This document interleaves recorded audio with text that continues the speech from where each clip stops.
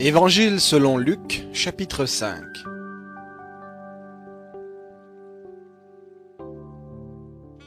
Comme la foule se pressait autour de lui pour entendre la parole de Dieu, et qu'il se trouvait auprès du lac de Génézareth, il vit au bord du lac deux petites barques, d'où les pêcheurs étaient descendus pour laver leurs filets.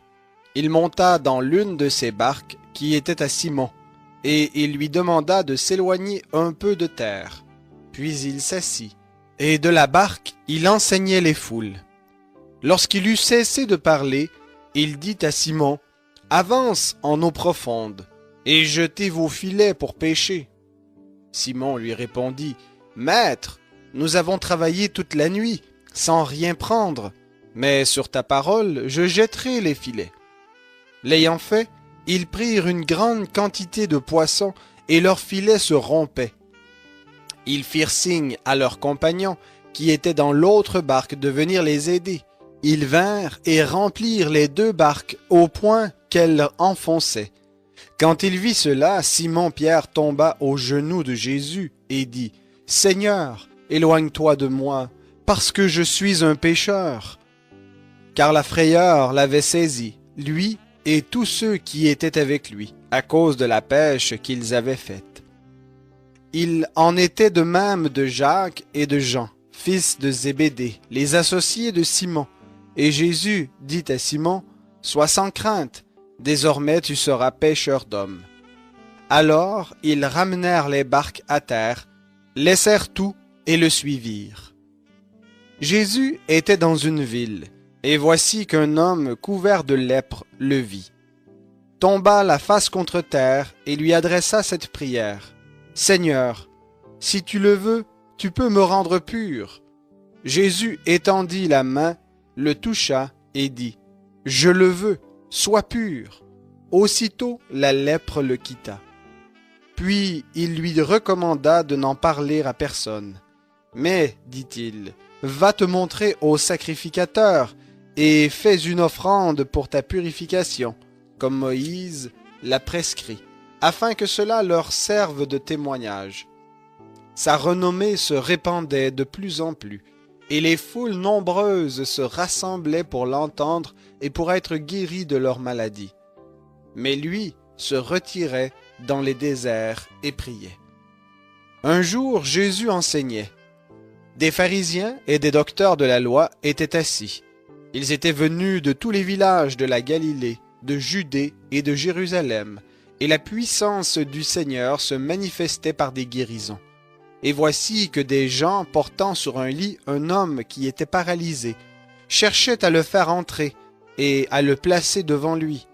Comme ils ne savaient par où l'introduire à cause de la foule, ils montèrent sur le toit et le descendirent par une ouverture avec son lit, au milieu de l'assemblée devant Jésus.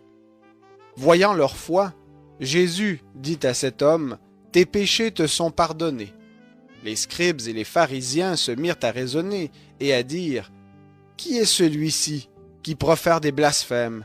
Qui peut pardonner les péchés, si ce n'est Dieu seul ?» Jésus connut leur raisonnement, prit la parole et leur dit, « Pourquoi faites-vous de tels raisonnements dans vos cœurs? Qu'est-ce qui est plus facile de dire, « Tes péchés te sont pardonnés » ou de dire, « Lève-toi et marche » ? Or, afin que vous sachiez que le Fils de l'homme a sur la terre le pouvoir de pardonner les péchés, je te l'ordonne, dit-il au paralysé, « Lève-toi, prends ton lit et va dans ta maison. » Et à l'instant, il se leva en leur présence, prit le lit sur lequel il était couché et s'en alla dans sa maison en glorifiant Dieu. Tous étaient dans l'étonnement et glorifiaient Dieu, remplis de crainte, ils disaient, « Nous avons vu aujourd'hui des choses étranges. » Après cela, Jésus sortit, et il aperçut un péager nommé Lévi, assis au bureau des péages. Il lui dit, « Suis-moi. » Lévi laissa tout, se leva et le suivit. Lévi lui fit un grand festin dans sa maison, et il y avait une foule nombreuse de péagers avec d'autres personnes à table avec eux. Les pharisiens et leurs scribes murmuraient et disaient à ses disciples, Pourquoi mangez-vous et buvez-vous avec les péagers et les pécheurs? Jésus prit la parole et leur dit, ce ne sont pas ceux qui sont en bonne santé qui ont besoin de médecins, mais les malades.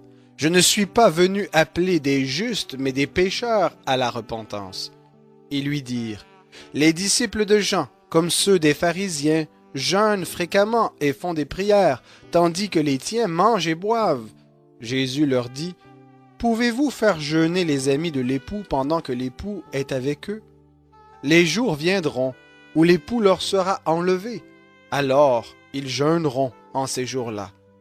Il leur dit aussi une parabole. Personne ne déchire d'un habit neuf un morceau pour le mettre à un vieil habit. Autrement, il déchire l'habit neuf et le morceau qu'il en a pris n'est pas assorti au vieux. Et personne ne met du vin nouveau dans de vieilles outres. Autrement, le vin nouveau fait rompre les outres.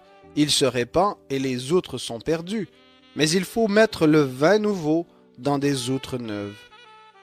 Et personne, après avoir bu du vin vieux, n'en veut du nouveau, car il dit, le vieux est bon.